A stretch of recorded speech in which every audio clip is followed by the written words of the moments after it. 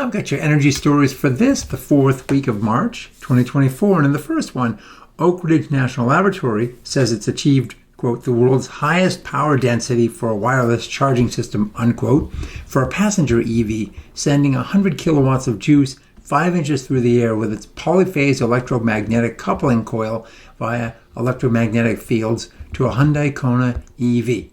Also in the EV space, the California Energy Commission, CEC, has awarded $3 million to Borg Warner and project partners Fermata Energy and the Lion Electric Company to support an electric school bus fleet vehicle-to-grid V2G project.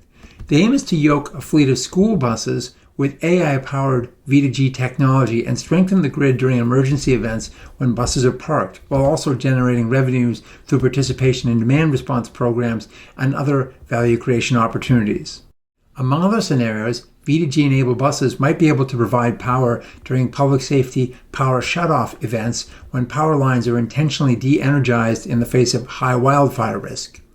The grant will support installation of 21 Borg Warner 125 kW bidirectionally enabled chargers joined with at least 20 Lion D all-electric school buses.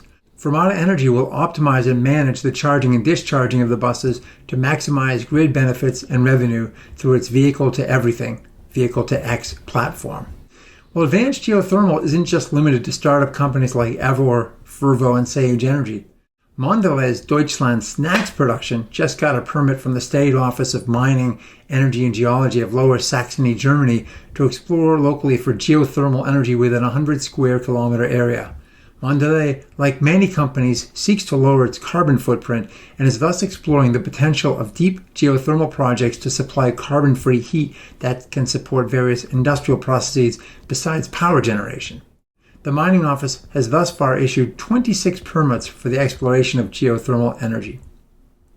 Well, TerraPower, the small-scale nuclear reactor development company backed by Bill Gates, plans to start construction on a sodium-cooled modular nuclear reactor in Wyoming as early as June. TerraPower will apply with U.S. regulators this month for a construction permit to start building a demonstration plant near a retiring coal facility, irrespective of whether it has a Nuclear Regulatory Commission permit by then. The company currently plans to commission a facility in 2030. And TerraPower is one of two companies that have received initial funding through the Department of Energy's Advanced Reactor Demonstration Program to support the next generation of advanced U.S. nuclear reactors.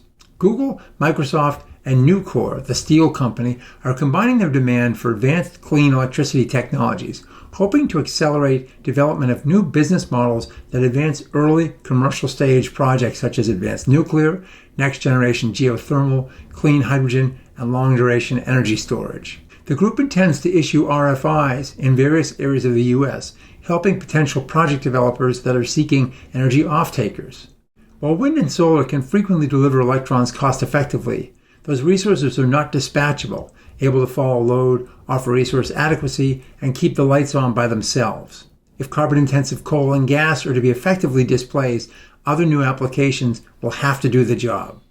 But new tech must also cross the valley of death between demonstrated technology and viable commerciality, a risky venture for both companies and supporting investors. With this commitment, this troika intends to help de-risk that process and accelerate the path of new technologies to commerciality.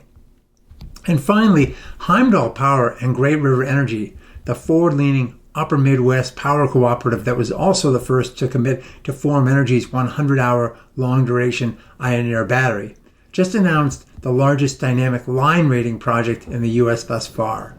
Dynamic line rating technologies allow utilities to boost existing transmission capacity that is currently limited by static seasonal ratings rather than actual carrying capacity, which varies greatly depending upon factors such as ambient temperatures and wind speeds. In this instance, Great River will install 52 of Heimdall Power's neurons, known as magic balls, across its grid, following a successful pilot using 4 power neurons that increased Great River's transmission capacity on average by nearly 43%. Well, that's all for this week. Thanks for watching, and we'll see you again next week.